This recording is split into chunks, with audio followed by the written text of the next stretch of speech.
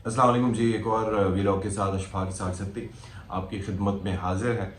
अच्छा, बड़ा क्विकली दो चीज़ों को आज मैं समअप करने की कोशिश करूंगा। एक, पाकिस्तान की पॉलिटिकल सिचुएशन जो इस वक्त चल रही है, और आपने ये देखा होगा कि परवेज़ इलाही साहब के अलल ऐलान इस एतराफ़ के बाद कि जी जो भी बाजवा साहब के ख़िलाफ़ बात करते हैं वो औकात में रहें, और अगर किसी ने दोबारा बाजवा साहब के ख़िलाफ़ बात की तो वो फिर उस पर मामला ख़राब होंगे और वो ख़ुद बोलेंगे। दूसरी चीज़ ये है कि आप ये देखें कि इस बड़ी सख्त स्टेटमेंट्स के बावजूद भी पीटीआई की जानिब से बड़ा मोहताज रद्द-ए-अमल दिया गया है, क्योंकि मोने सिलाई फिर पहुंचे थे ज़मान पार्क। वहाँ पर जाके उन्होंने यकीन दहानियाँ करवाई थी, जिसके बाद फवाद चौधरी साहब भी ये बोलते रहे कि जी उनका अपना मौक़िफ़ है, अपने ताल्लुकात के हवाले से, और वो बहैसियत एक सियासी जमात अपना नज़रिया रखते हैं।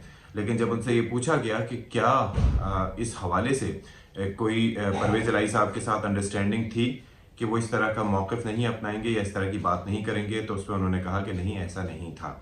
बहरहाल खान साहब की जानिब से मौक़िफ़ दिया गया, और फिर लोगों को उम्मीद हो चली कि जरदारी साहब भी चूँकि पंजाब में हैं, और इसके साथ साथ बड़े नून लीग की तरफ से भी राब्ते हो रहे हैं, और ये तक राब्ता किया गया कि आपको वज़ीर आला बनवा देते हैं, लेकिन अपने वोटों से। लेकिन लग ये रहा है कि दोबारा से करिश्मा काम कर रहा है खान साहब का, और जाहिर है कि ये जो असम्बलियों की तहलील की समरी देने की जो बात है, तो जाहिर है कि समरी ज़मान पार्क से मूव नहीं करती, और सियासत में कोई भी चीज़ हरफ आखिर नहीं होती। लेकिन एक चीज़ क्लियर हो गई है कि पीडीएम खुद जो है असम्बलियों की तहलील या इलेक्शंस की तारीख देने के हवाले से आगे नहीं बढ़ेगी, और ये मामला जो का त्यों रहेगा। उसी को आगे बढ़ाते हुए उन्होंने अब ये एक नुक्ता नज़र दिया है, और जिससे अब थोड़ा मुझे ये लगता है कि पीटीआई और काफ लीग के ताल्लुकात मज़ीद बेहतर होंगे। वो ये है कि उन्होंने अब तहरीक अदम एतमाद जो है वो लाने का फ़ैसला कर लिया, और वो 106 मेंबर्स के दस्तखत के साथ वो जमा भी कर दिया, और साथ ही गवर्नर साहब ने भी ज़राए के मुताबिक कहा है कि वज़ीर आला साहब एतमाद का वोट लें। अब this is going to be very interesting. अब इससे होगा ये कि तहरीक इंसाफ के दोस्त ये सोचेंगे, या खान साहब ये सोचेंगे कि अगर परवेज़ इलाही उनके साथ मिल रहा होता या उनकी तरफ जा रहा होता तो वो तहरीक अदम एतमाद देकर ना आते। तो वो अगर तहरीक लेके आए गए हैं तो शायद उसका ये एक उससे ये एक इम्प्रेशन जाए कि वो अभी तक उनकी हमदर्दियाँ और वफादारियाँ हैं खान साहब के साथ। तो एक ये पॉजिटिव एस्पेक्ट इसमें से देखा जा सकता है, लेकिन ये बड़ी मुश्किल सिचुएशन होगी, क्योंकि जोड़ तोड़ का अमल एक बार फिर से शुरू हो जाएगा। और आप ये देखिएगा कि बड़ा अलमिया है पाकिस्तानी सियासत में कि जब ऐसी क्रूशल कोई स्टेज होती है तो कोई ना कोई ऑडियो, कोई ना कोई वीडियो, कोई ना कोई इस तरह की चीज़ जो है वो उसका शोशा छोड़ दिया जाता है।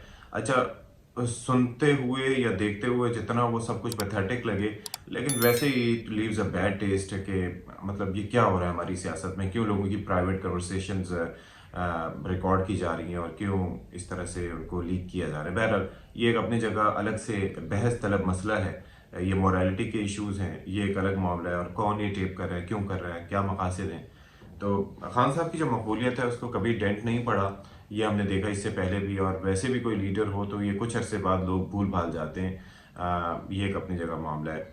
अच्छा, खान साहब का मैं बात कर रहा हूँ तो खान साहब के हवाले से बड़ी दिलचस्प बात यह है कि खान साहब हमेशा से जनाब फ़ौज और अपने बाजवा साहब और अपने एक पेज पे होने की बात करते रहे, और उसके बाद जनाब जैसे ही उनको इक़्तिदार से जाना पड़ा, भले रिचन तहरीक अदम एतमाद हो, एक अहम तैनाती हो, या कोई भी मामला हो, लेकिन उसके बरक्स उनका जो रद्द-ए-अमल आया वो बड़ा सख्त था।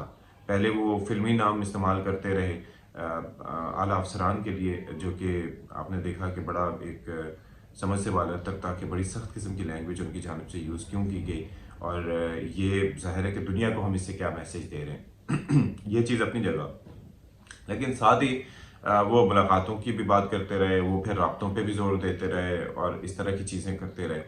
अब एक जानिब वो कहते थे कि I am the boss, I do everything.